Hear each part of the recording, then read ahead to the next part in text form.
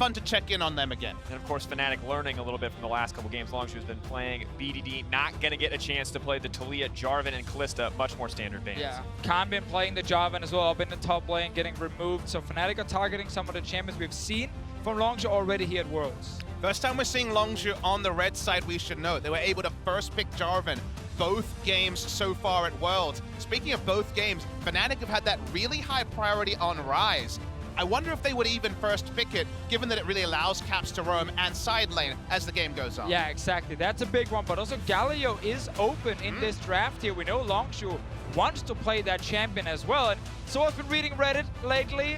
They highlighted one of the dog champions he could actually beat Longzhu with. The literal dog champion. The actual dog champion. Instead, though, it's going to be Reckless getting his hands on the Tristana, one of the premier hyper carries, one of the only ones left, with Kog'Maw and Xayah taken off the board. Yeah, a lot of AD carries removed. Now, Varus is a fine matchup against this Tristana, or you can also run the Twitch, which we have seen quite a few times. And Prey's not exactly new to this champion, in case he locks it in. You're not new to the Janna, not a common pick these days for him, but in meta's gone past on Najin Shield at Worlds in 2014. He was one of those big Janna players next to someone like Zero. Was on Royal Club at the time, so they will lock it in. I'm intrigued to see what the AD carry choice is. If it's just the normal Varus, this is definitely a cornerstone of the champion pool. In spring season, you either saw Prey on Ashe or Varus. It gives them initiation from bot lane, and Prey is famous for his arrows. Chain of Corruption, it's right up there, it's an initiator. And of course, this is the new standard when a lot of those power picks are taken away. Varus seems to be the go-to carry, but it does give Fnatic the opportunity to pick up a jungler, round out the rest of their first pick. And also note that they didn't look to Twitch. They did not want to draft the Twitch Janna on red side and have a losing bot lane. So they went for Varus for power. A lot of power on blue side as well. Look what Fnatic are doing here with the Rakan. They're not taking Lulu and just matching the shield with the Janna. They want engage. When Fnatic are doing really well, Justice is on an engaged champion. And now they can actually also start targeting the bottom lane if they want to start ganking it in the game. Both teams matching each other as we complete the first rotation. Junglers and bot lanes have to find out what the solo lane picks are going to be and what's going to be taken away, more importantly, as Gnar is the first ban. And again, we have 4 members of Longzhu we focus on, and one that we pass over usually. That's the rookie Cuz, who's looking in his first season to become a world champion. The one initiation champion he's actually shown really good performance on has been the Gragas. His casks have been on point. You haven't had to really question his engage on this particular jungler. So it may not be the Kha'Zix, it may not be aggressive, but it's a good pick for Cuz. I want to highlight that Galio is still available. Fnatic plays it in the top lane. Obviously, Longzhu plays it in the mid lane. Fnatic can still ban it away here if they want to, or if they leave it open. We have to see if BDD wants to play it. Because normally when he gets a champion like Galio, you can go to top lane and you can even assist bottom lane if needed.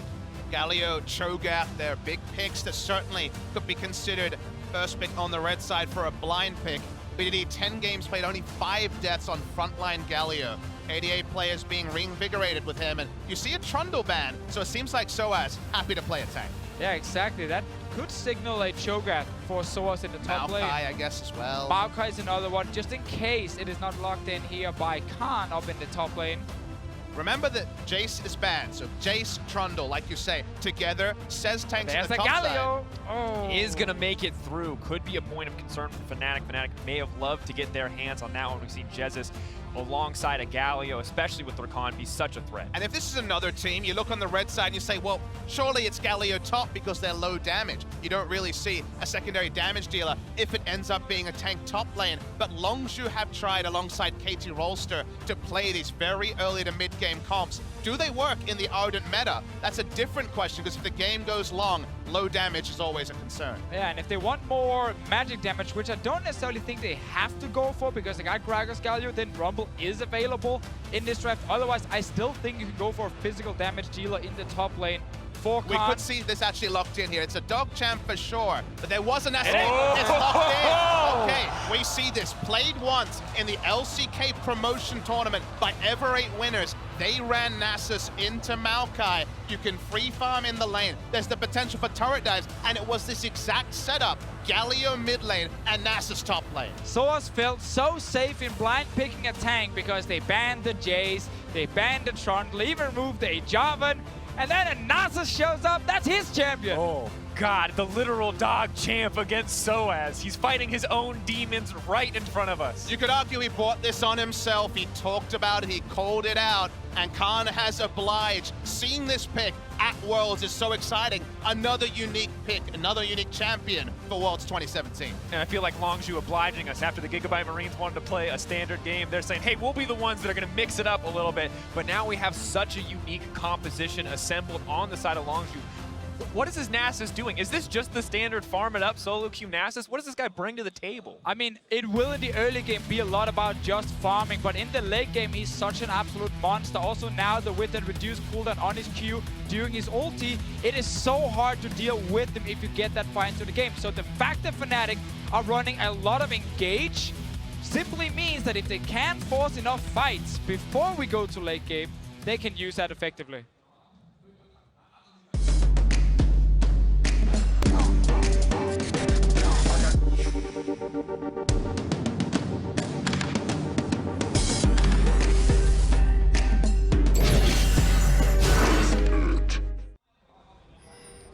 All right, here we are, Fnatic versus Longzhu, the Nasus pick mixing everything up. An exciting moment here for the team. Of course, if you haven't already, folks, there is now a chance you can head over to the store. If you want to participate in Worlds 2017, check out the Championship Ash skin. 25% of the proceeds from Championship Ash and Ward skins are being added to the prize pool, with another 25% being donated to charity. And of course, there's the Chroma as well. We've only seen it once. I thought maybe Prey would play the Ash this game, but instead he's on the Varus, and we're seeing already some attention on the top side. Talked a lot about Khan, who is caught up here, but probably not going to be enough damage to take him down. A lot of early poke. Clearly Fnatic are aware that this Nasus could be a problem if they let it go unscathed through the early game. They know he's going to be recalling, so they could get deep vision if they want, and certainly the saplings will do that. Longzhu backing away from their top side, but I wanted to mention Khan, because I think last year we came in, high expectations on Smeb. People were waiting, when are we going to see the carries? When are we going to see something different? Smeb played Trundle, Smeb played Standard. We see 2 games of Jarvan on the side of Longzhu. This time the Nasus available, but I have to hold the point. Number 1. Dark Sphere's gonna check. Multiple members there. That's the body slam into 2, the immediate flash out. Caps gonna be down the summoner spell alongside Broxa. Exactly, 2 members. I think Fnatic a little bit baited because no one seemed to take damage from that Q from Caps. Everyone stepped out from Longzhu and then right back in. I actually think it's a pretty poor level 1 decision, because if you consider Fnatic knew that Longzhu had vacated their top side, it's safer to invade a part of the jungle you know the enemy is not on, and re-invading bot side is a risk that was unnecessary, I would say, for Fnatic. They could have taken the long route to bot lane and ignored it. Instead, they get caught. To make it even worse here, Caps could not go back to base. No TP on him, so he's down a lot of HP early on. Will have to use both his potions as well to just get full HP in this lane. And we know that BDD is just here to farm in the early game and then get that level 6 on Galio. And suddenly, if you want to play this game where you're trying to shut down the Nasus, Galio can join in and help. Difficult place as well with both flashes burned. It's going to be so much more difficult. Caps and Broxa, so frequently the members we talk about on the side of Fnatic, now both flashless, both significantly less able to be proactive here in the early game. Forever 8 winners, when they did play Nasus Galio versus Maokai, stacked the CDR, it was Trinity Force early, just a carry, more of the carry build you see in solo queue, and turret dives were real. Galio is insurance on the top and on the bot, which is big for Longzhu. But now, of course, one thing we have to highlight is when you look at this matchup, most recently against IMT for Longzhu, their bot lane did suffer. Their bot lane did fall behind, and we have to wonder, is this an avenue for Fnatic to exploit? I mean, we know Fnatic wants to get the bot lane ahead. We saw when Fnatic played against Immortals, they hard camped the lane. It worked, as you said just before, in the first day of Worlds, where Gorilla died multiple times in lane. The same thing probably needs to happen for Fnatic to succeed early on. You don't want to try and feed your own Maokai. You need to get Reckless going on this Tristana. That's why they draft Rakan, to also have some CC set up. But the window is small, because the moment that Galio gets ultimate, the headaches start to grow. Sure, it is not Alistair to repel those early ganks, but Janna can do a bit of peeling, even at level 2. Once Galio gets to level 6, he will also have disengage. So it's not necessarily a hard timer, but to try to recreate with this comp, you need to get going soon. Yeah, and you also kind of want that level 6 on Broxa. Meanwhile, Gorilla and Prey, probably knowing the game plan from Fnatic is play around bot side with the draft, with how Fnatic has played in the past.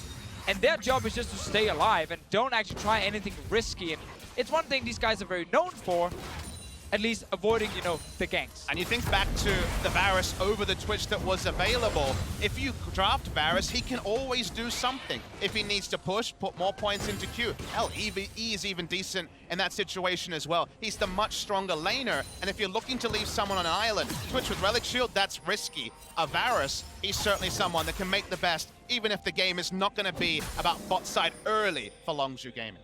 Terrifying champion to try to dive out, try to pressure, especially once he hits that level 6 mark as well. So just continuing to build on to that point we made earlier about this being a very small window for Fnatic to exploit. If they want to find this lead in the early game, it has to be quite early. But for now, they may have the vision on the bottom side, but not a whole lot else. Even the pressure is starting to balance out as the wave bounces against the bot lane tower. There's another thing I want to mention about Nasus, but I'm just waiting to see if Cuz is doing anything. No, he's stepping away.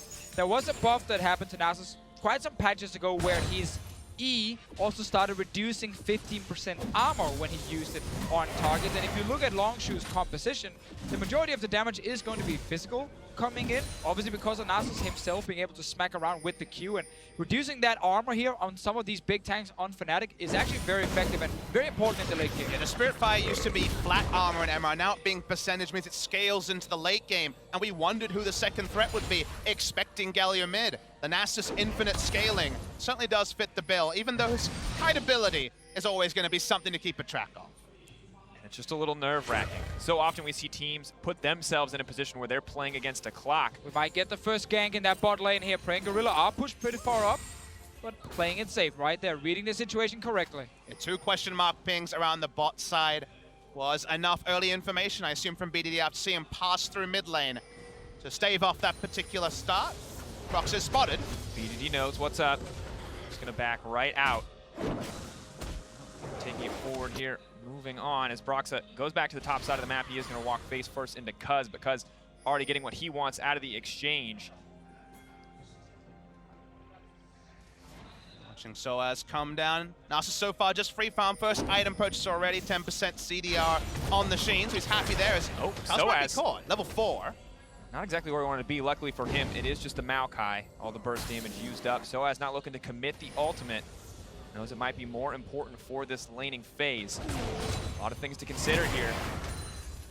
But Cat Champ versus Dog Champ, top side of the lane. Not the most exciting matchup. Once again, waiting for the infinite scaling, and this is the thing that scares me. If you're playing against Longzhu, and their game plan is to sit here and wait, all of the pressure is on Fnatic to do something, because eventually, as you mentioned earlier, Nasus is going to be unstoppable. But even that phrase you utter is surreal to someone who cast the LCK, because Longzhu were on the faster ebb of gameplay. They were not SKT, they were not Samsung, they did not focus on the outscale. They focused on their early to mid-game shot calling, their understanding of win conditions, which largely were precipitated around getting big leads. And usually you see the first 4 champions, not including the Nasus, and you think that's what this draft is about. They flip it on its head. They're playing a different type of meta at Worlds, but they are going to be comfortable as the game goes on. Kana already sitting on about 100 stacks in the early game. He's not really been under any pressure. We'll just keep farming up in that top lane. Now, though, as we move a little bit further into the game, level 7 for Caps, he doesn't have pressure here. Not a whole lot of kill threat onto the Galio without some help. Maybe he can find the opportunity to roam. However, Flash is now back up. Much easier for him to play out the rest of this laning phase. Cuz taking his time, both junglers approaching level 6. This could be the catalyst, the point for playmaking. It's just so important that Cuz is always moving in, placing a few deep wards, so he's finding Broxa, he's able to see if Caps is roaming as well. And again, it just means Prey and Gorilla are going to be so safe in that bot lane. You can see how Fnatic are always hovering around the bot lane, but they simply cannot get down there unspotted. That means extra time, that means Nasus getting access to minions. He is ahead in CS compared to the Maokai. It's only good things for Longzhu. The pace of the game is slowed. We already see a couple of early trades onto Soaz. Not going to be a Galio coming in this time, but soon that game plan may be enacted. And of course, Sheen, a nice early item purchase, lifesteal from Nasus as well, means it's pretty easy for him to sustain up in this lane. May not have the kill threat, but Cousin Prey could. That's the level 6. Chain's not going to connect. Rare misstep from Prey on that one. Warning shot. Telling Jesse what's going to happen next time he's overextending in the bottom lane. And now, Longzhu just going to take advantage of any pressure they got on the bottom side, but it's immediately removed with the ultimate gone. It's so much easier for Reckless and Jesus to play further up. No fear of a counter engage. A sedate game with Longzhu involved. Not what I expected here, and I know when I was saying for the hopes for this game pre-tournament, I wanted to see late game fights between Reckless and Prey, two of those top-tier mechanical AD carries, and at this pace, we may very well get it. Definitely the case. Right now, it feels like Prey has kick-started himself with the option to go for a more, gold-efficient starting item, at least in terms of gold production. I'm just afraid that when we are setting up for the big late game AD carry fights, Khan just kind of takes over on his like 5 million stacks Nasus, one-shotting Reckless or Caps in one of these fights, because once again, it's a very slow game in favor of Longzhu. BDD's not been able to use his ulti because why? He's just saving it. He literally just wants to be defensive at the moment, and it's all he needs to do. Well, at this point, we have to start asking some of the big questions, which is, for example, how many stacks have you guys seen Nasus hit in the game? Because we could get to some big numbers here. We're at 160 Are we already. talking about solo queue or competitive? Because you mentioned an Ever 8 game, there was a Dignitas game for Someday. There's not a whole lot of a sample size to go on here. I'm going with either. I mean, I have quite a famous Nasus myself when I'm playing. Oh, really? I'm only last hitting with E, however, because I don't want to get too strong in the game. Ah. See, it's the deliberate training weights. You got to hold yourself back. Well, even if Khan decides to play that way, luckily for Longzhu, he still has the Wither, which I feel like is such an undervalued tool against one reliable late game damage threat. I mean, just consider the situation. You get withered, you're against Gragas, Galio, and also the Varus. Do you use some Cruel Scimitar on him? Because that's what's going to be the reality. Choosing your CC, you might have to see a Rakan go very early Mikhail's purely to actually increase his damage.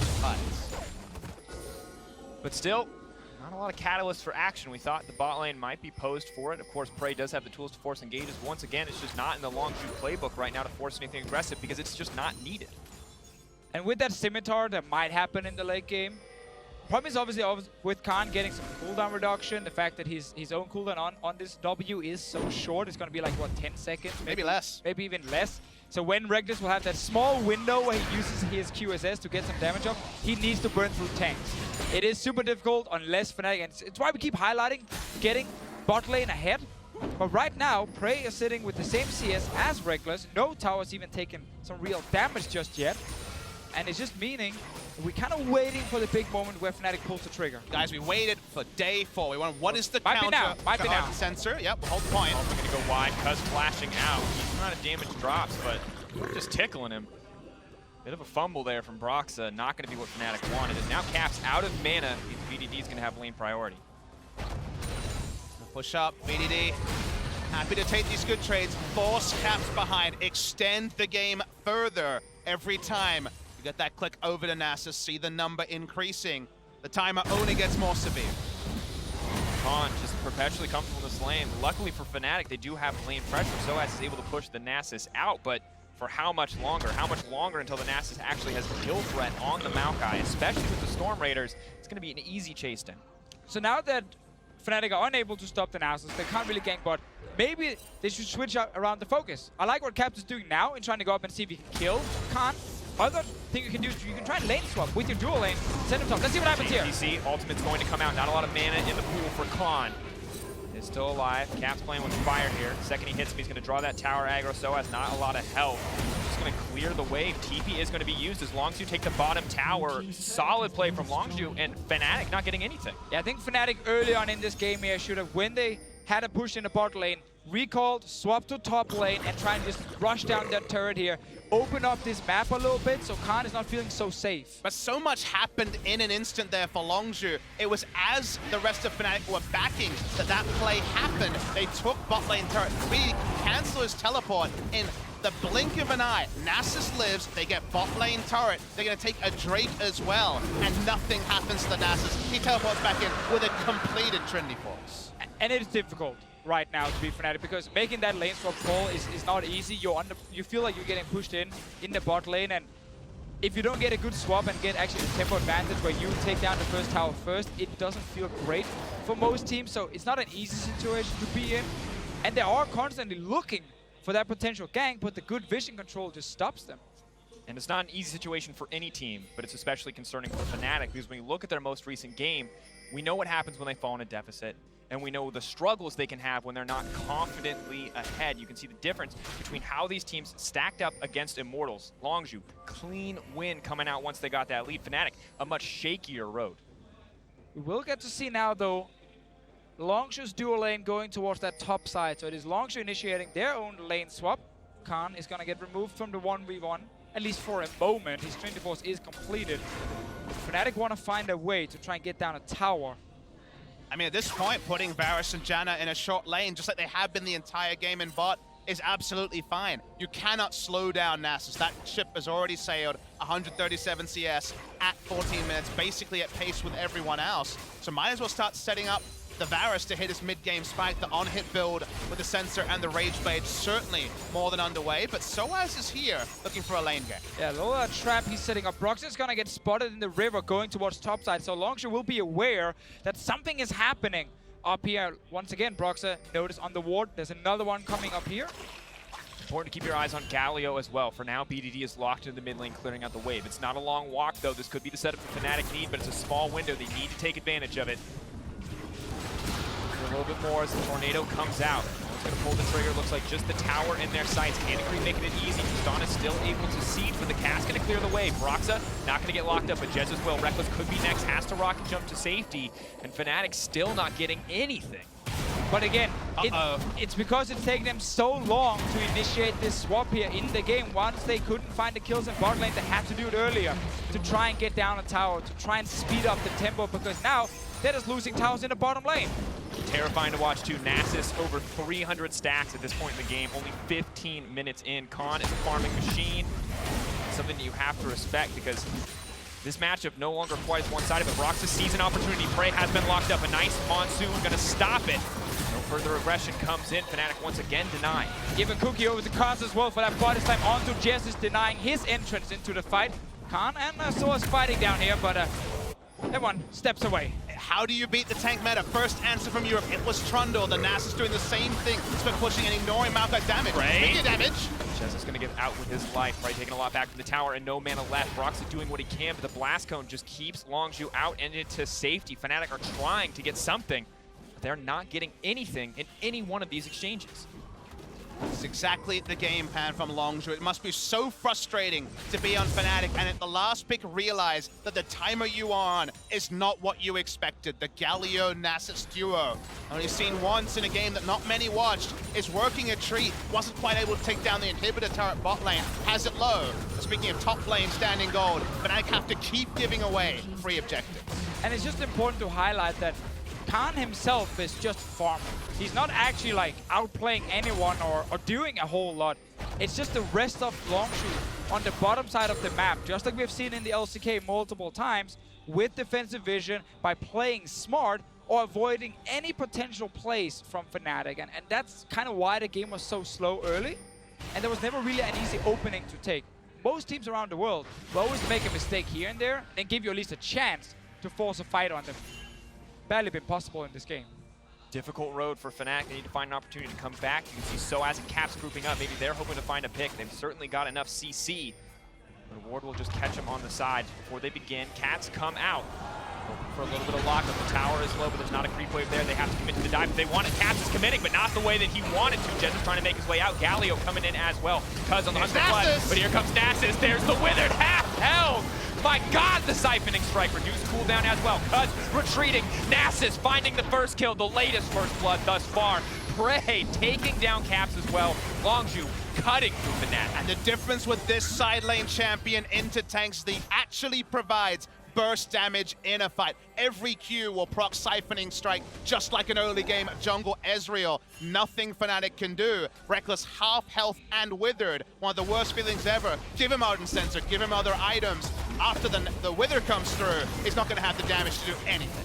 Such a good counter pick in this game here from Longzhu's side. They saw this draft from Fnatic, they saw the different tanks, they saw the Tristana, who is so focused on her auto-attacking, and then they have this Nasus ready, who we know in the late game is just even better than in the past. And we have to remember, we're introducing Khan to a lot of the viewers at home. This is the guy who wanted to counter pick to the Renekton that was dominating the early game and the early part of summer season. He locked in Mordekaiser straight up and took him into lane. This guy always has the mad scientist view of what takes down. He always wants lane priority. He's had no issues in the side lane, and we get to see him in a fight. Very nice chain of corruption and also cast from Curse. Yeah, exactly. This Striker performance from Curse here is very, very good to just once again make it hard for Fnatic to start the fights. At this point though, as soon as they didn't actually get the first kill, all these different tanks are just gonna run you down. And Reckless talked so much about his matchup versus Prey, what it would mean for him to beat Prey. But he doesn't get to fight Prey. He has to fight Khan, and Khan beats 80 carries. This is so solid for the Nasus. He beats He's some killing allies tanks too. Oh, that's gotta hurt for Soaz. Another kill drop for the Nasus, but a fight is breaking out in the mid lane. Longzhu stalling out Fnatic once again. Right now we're on 430 stacks for Khan on this Nasus, so not even 20 minutes into the game and we're plus 400. And just be clear, he can't enter lane. I mean, I say Soaz cannot enter lane against the Maokai. Permanent Wither, the CDR is mostly getting up there, at least 20% from the Trinity Force. Takes him down. Percentage shred on the Siphoning Strike. Fires everywhere on the map, and they also still have that Galio ult up. They haven't needed to use it much. Backing off, Caps getting caught out. Even the tanks around have enough damage to take down the Syndra. Wins the war, ticking. Prey actually going to grab that one. Longzhu are just playing with their food. 7K gold lead, 20 minutes into the game. Nothing for Fnatic, on the verge of getting perfect game. And that's the really worrying thing to say. 3-0 into a perfect game, Soaz is already dead. Chains of Corruption landing for Prey. He may have missed one, but every other one has connected thus far. We can see the 1v1 replay in the picture-in-picture. Important to remember how we got here, because that is a Rift Herald in the middle of Fnatic's base at 20 minutes. Khan can cut through these towers in an instant. Fnatic are out of options. They've got one last chance, one opportunity to try to seize a fight, but there is nothing in their wheelhouse. There is nothing in the toolkit. All they see is Nasus in front of them. This game is the story of Khan farming it up and bringing it home. And we get to see a dancing Rift Herald in professional play. It only dances if it takes down the Nexus, and bringing in the Nasus was the masterstroke, because the game was played around and all Fnatic could do is watch Longzhu in awe. We talked about how good Longzhu were, how dominant they could be. The shortest game of Worlds thus far, the dancing Rift Herald, encapsulating everything that was this game, because to me it felt like Fnatic didn't even get to play League of Legends. Longzhu were just one step ahead at every turn. Exactly, like they tried to draft the Rakan to have some sort of engage in the bottom lane, but Cuz always went in, deboarded the enemy jungle, Prey and Gorilla played safe, and meanwhile Khan was just farming in the top lane. And the Nasus mains out there are nodding their head at picks and bans, because guess what? The Janna was taken early, very early, by Longzhu, have not prioritized it, and Janna shuts down Nasus in every single way. Melee damage champions cannot teamfight against a Janna. There was no Janna for them to claim. And also the Galio pick, it wasn't banned away by Fnatic. Big surprise to me, at least, they didn't remove it, because once again, it's a champion that prevents